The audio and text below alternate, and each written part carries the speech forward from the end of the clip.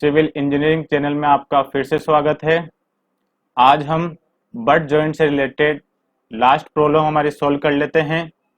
Butt joint में हमने last lectures में एक प्रॉब्लम सॉल्व करी थी। आज हम उससे रिलेटेड नेक्स्ट प्रॉब्लम सॉल्व करते हैं। तो चलिए शुरू करते हैं। तो यहाँ पे हमारे पास प्रॉब्लम है single bolted double cover butt joint. दोनों साइड सिंगल सिंगल बोल्ट हमें यहाँ पे रखे हैं, ठीक है। तो ये क्या हो जाएगा, single bolted double cover butt joint. अगर आपने हमारा फर्स्ट वाला लेक्चर अभी तक नहीं देखा है तो प्लीज उसे देखिए, आपको वहां से एक कंप्लीट डाउट क्लियर हो जाएगा कि सिंगल बोल्टेड डबल कवर क्या होता है, ठीक है। Is use to connect two plates, ये सिंगल प्लेट और ये दूसरी प्लेट, ये हमारी मेन प्लेट है, ये सिंगल और ये दूसरी, तो दोनों साइड से हमारी कवर किया हुआ है, ठीक है। Which are 8 mm thick. Assume जो हमारी थिकनेस है इन प्लेट्स की वो 8 mm है। एज्यूम M16 बोल्ट, जो हमारा डाया है बोल्ट का वो 16 है और ग्रेड हमें यहाँ पे 4.6 दी हुई है, ठीक है।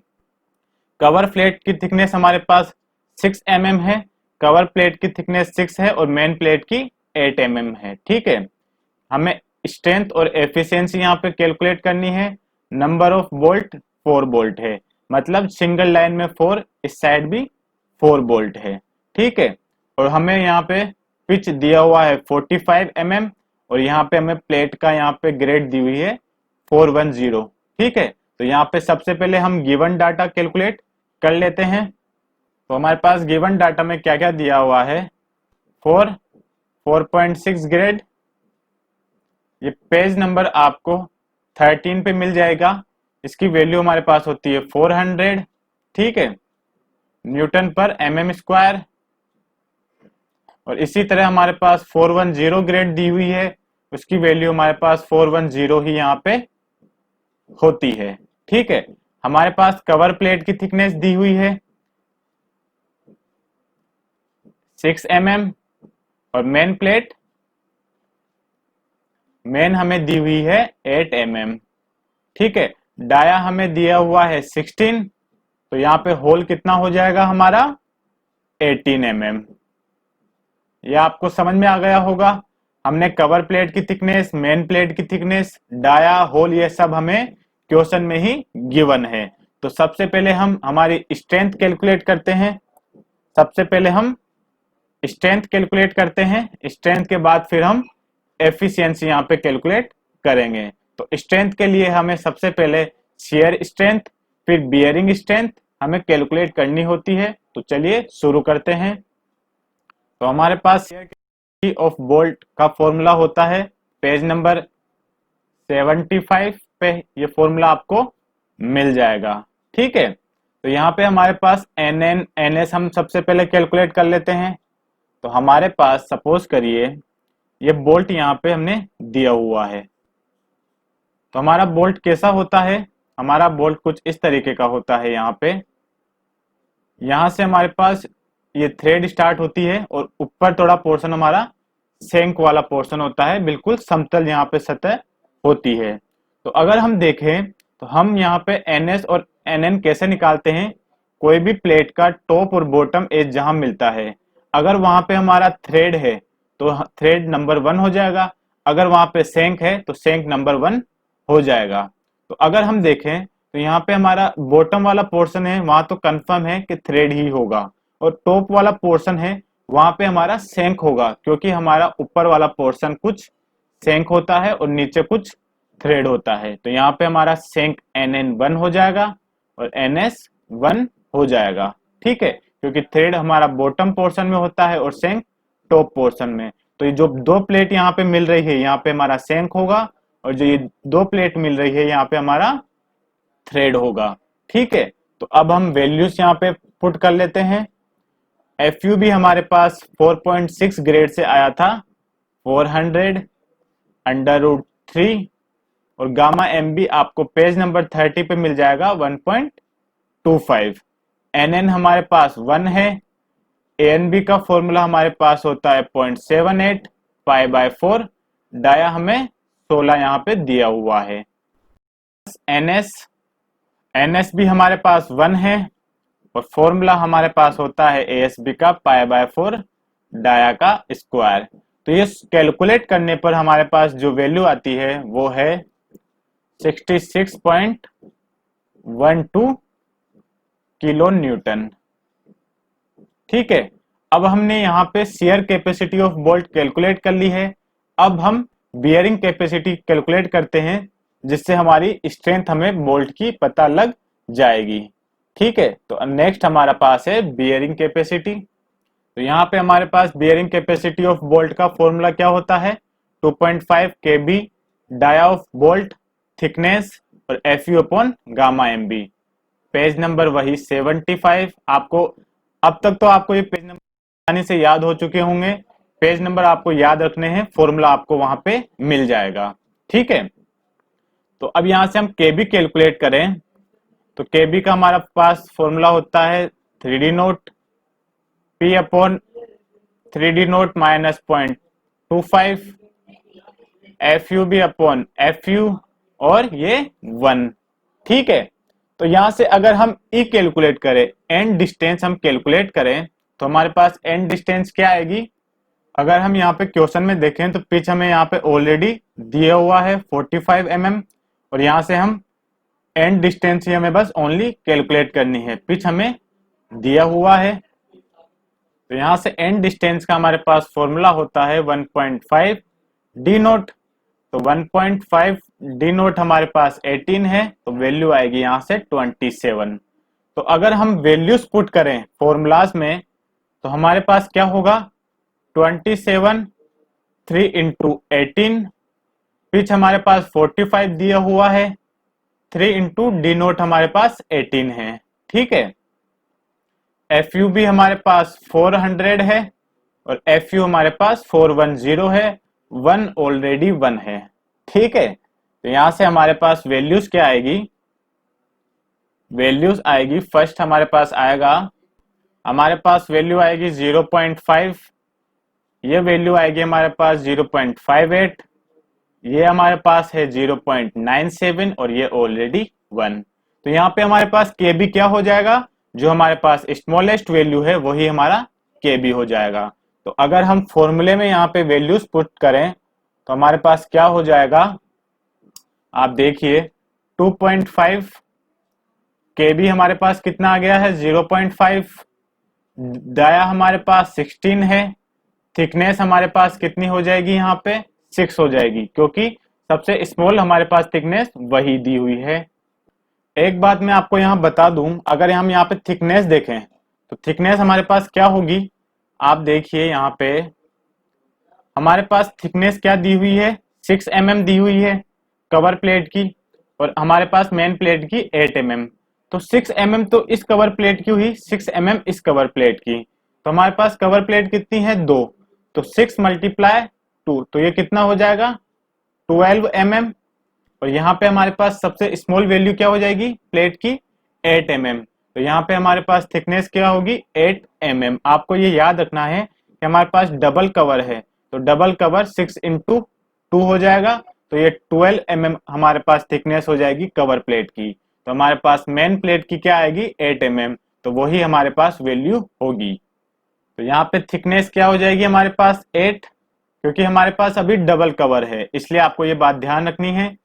FU हमारे पास 410, गामा MB 1.25, तो यहां से वैल्यू आती है हमारे पास 57.72 किलो न्यूटन। तो अब हम हमारी स्ट्रेंथ ऑफ बोल्ट स्ट्रेंथ निकालते हैं।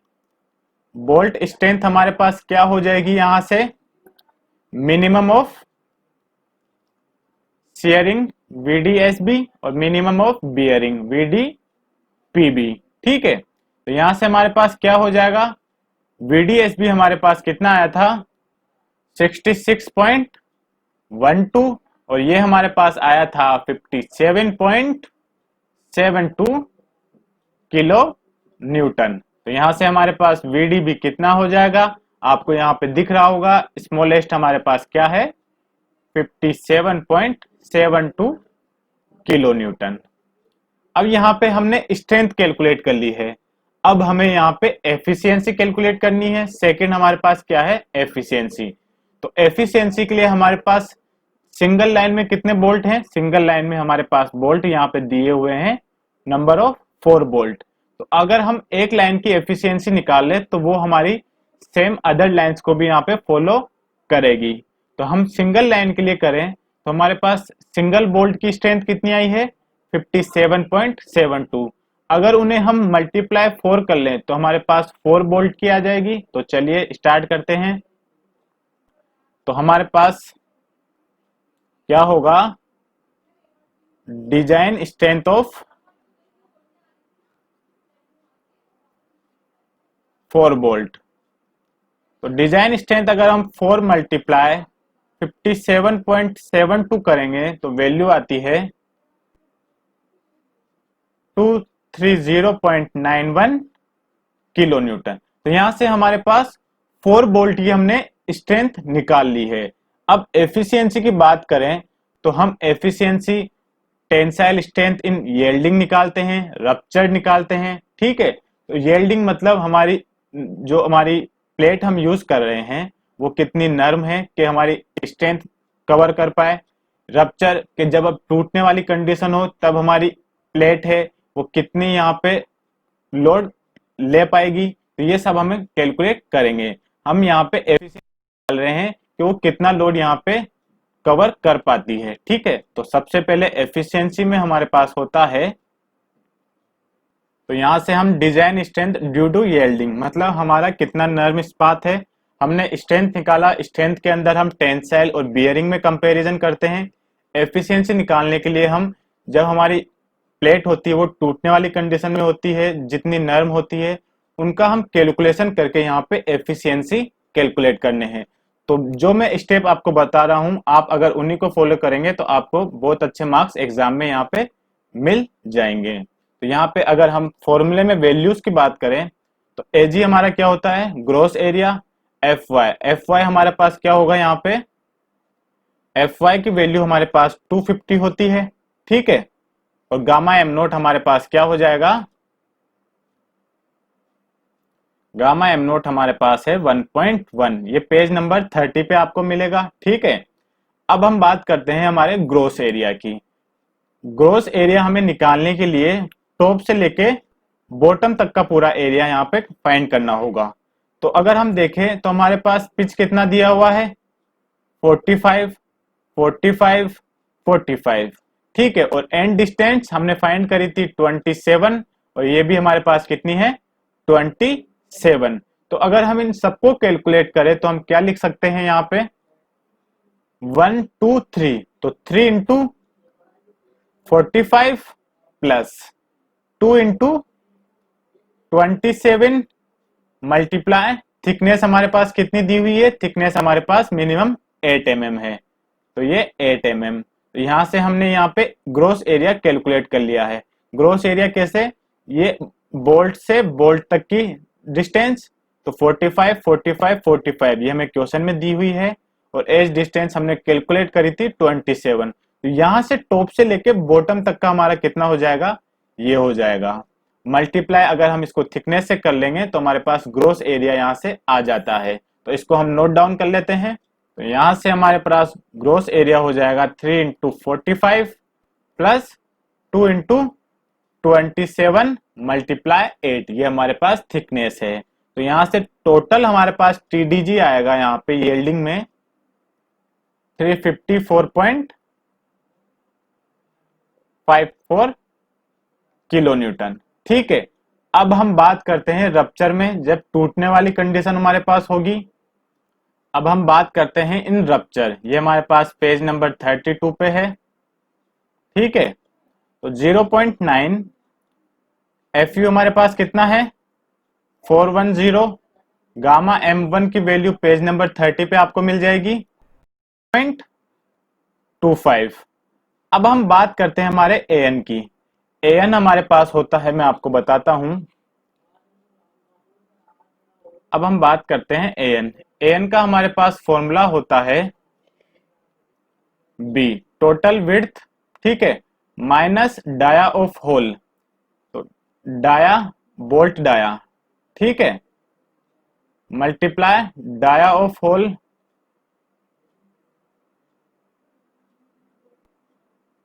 ठीक है, मल्टीप्लाई थिकनेस। मैं आपको अच्छे से लिख के बताता हूं। यहाँ पे ये एन हमारे पास होता है width minus bolt dia, sorry number of bolt multiply dia of hole multiply thickness.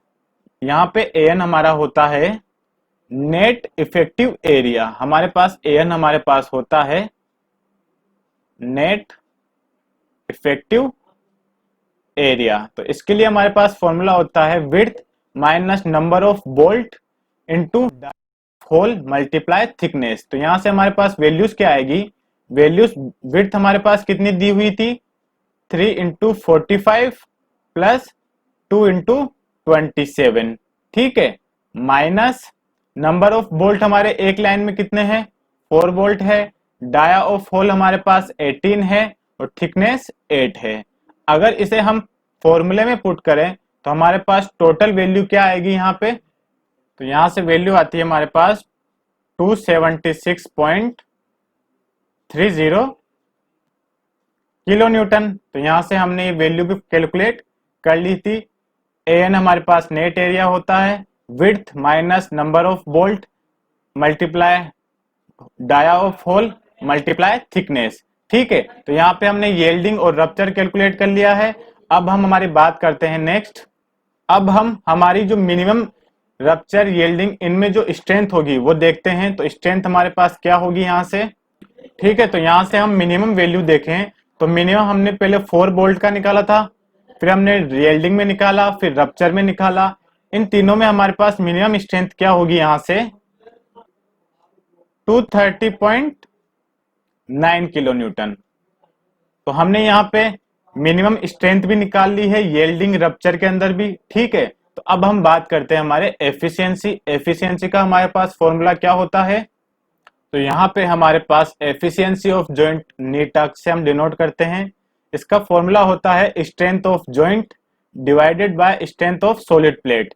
तो स्ट्रेंथ ऑफ जॉइंट, जो हमारा जॉइंट का स्ट्रेंथ होगा, हमने येल्डिंग रप्चर और हमारे पास नंबर ऑफ 4 बोल्ट से जो हमने स्ट्रेंथ निकाली है मिनिमम, वो हमारे पास कितनी आई है, वो हमारे पास है यहाँ पे 230.9 किलो न्यूटन, ठीक है। तो यहाँ पे स्ट्रेंथ ऑफ जॉइंट हमारे पास क्या हो जाएगा, मैं आपको इधर लिख के बताता हूं, ये 230.9। अब strength of solid plate, strength of solid plate के अंदर हमने येल्डिंग और रप्चर दो यहाँ पे पॉइंट निकाले हैं।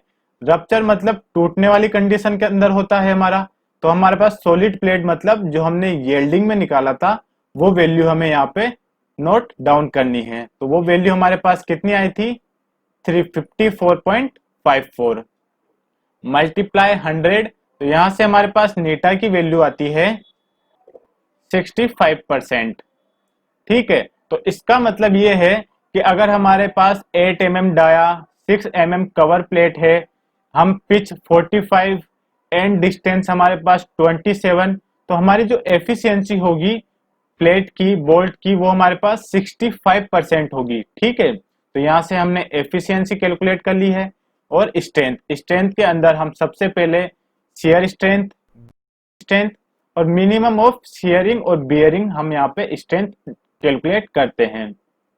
इसके बाद हम एफिशिएंसी में अगर आते हैं तो एफिशिएंसी के अंदर हम नंबर ऑफ बोल्ट से स्ट्रेंथ को मल्टीप्लाई करते हैं, उससे हमारे पास जितने एक लाइन में बोल्ट हैं उनकी स्ट्रेंथ हमें पता लग जाती है। उसके बाद हम अगर हमारे पास प्लेट अच्छी कंडीशन में है, अगर हमारी प्लेट टूटने वाली कंडीशन में है, उन दोनों का हम कैलकुलेशन करते हैं। उसके बाद हम एफिशिएंसी यहाँ पे कैलकुलेट करते हैं। एफिशिएंसी हमारे पास होती है स्ट्रेंथ ऑफ जॉइंट, मतलब जो हमारे पास टूटने वाली कंडीशन, हमारे पास अच्छी वाली कंडीशन और हमारे पास नंबर ऑफ 4 बोल्ट की जो स्ट्रेंथ होती है, उनमें जो सबसे कम स्ट्रेंथ होती है वो हमारी यहाँ पे स्ट्रेंथ ऑफ जॉइंट होती है, ठीक है। अब स्ट्रेंथ ऑफ सॉलिड प्लेट हम येल्डिंग और रप्चर यहाँ पे कैलकुलेट करते हैं। तो येल्डिंग मतलब अच्छी वाली कंडीशन है और रप्चर मतलब हमारे पास टूटने वाली कंडीशन में होता है। तो यहाँ पे सॉलिड प्लेट कौन सी हो जाएगी, जो हमने येल्डिंग में सोल्व करा है, तो उसके अकॉर्डिंग हमारे पास एफिशिएंसी आ जाती है। तो इसी तरीके से हम स्ट्रेंथ और एफिशिएंसी यहाँ पे बोल्ट कनेक्शन में सोल्व करते हैं। आपको ये समझ में आया होगा। फॉर्मूलेस हमारे पूरे जो बोल्टेड कनेक्शन में हम सोल्व करते हैं वो आपको सभी यहाँ पे कोड में प्रोवाइडेड है। पेज नंबर 75 पे हमारे पास स्ट्रेंथ निकालने के लिए है और पेज नंबर 32 पे हमारे पास एफिशिएंसी सोल्व करने के लिए है। Gamma M B, gamma M1, gamma M0, इनकी वैल्यूज हमें पेज नंबर 30 पे मिल जाएगी। ठीक है, और यहाँ पे अगर हमारे पास बोल्ट की ग्रेड हमें कैलकुलेट करनी है तो बोल्ट की ग्रेड हमें पेज नंबर 13 पे यहाँ पे मिल जाएगी। अब हम नेक्स्ट वीडियो में वेल्डेड कनेक्शन पढ़ेंगे और वेल्डेड कनेक्शन से रिलेटेड प्रॉब्लम सॉल्व करेंगे। और अगर अभी तक आपने हमारे चैनल को सब्सक्राइब नहीं करा है तो प्लीज अभी सब्सक्राइब करें। धन्यवाद।